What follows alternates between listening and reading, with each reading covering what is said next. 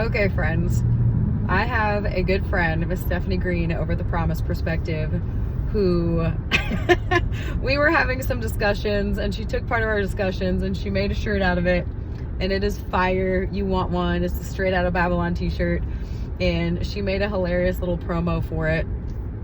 And my comment and a new phrase that I'm coining was Torah aura.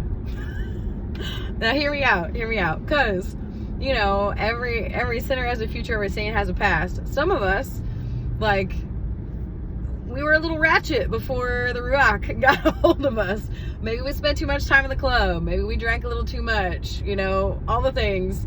And we were all about ourselves, all about trying to make a name for ourselves. We weren't about, like, we didn't even know he had a name, right? We just called him God.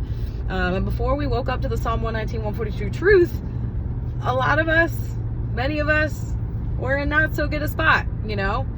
And so, you know, if you don't know, aura is just a slang term used these days to talk about, you know, somebody's, like, their vibe, their confidence, the energy that they put off, like, essentially.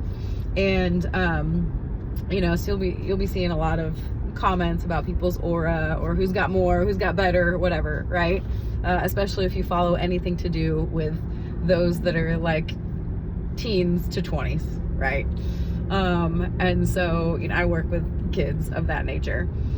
And so I was like, you know what? The aura that you have, because it ain't about you anymore, because you got confidence in your Heavenly Father, and to walk in His ways because you fully trust Him that His ways are better, and to understand loving covenantal obedience, and we ought walk as Messiah walked. Like, when all that hits and when it becomes, like, part of your identity, you got that Torah aura, bro, right?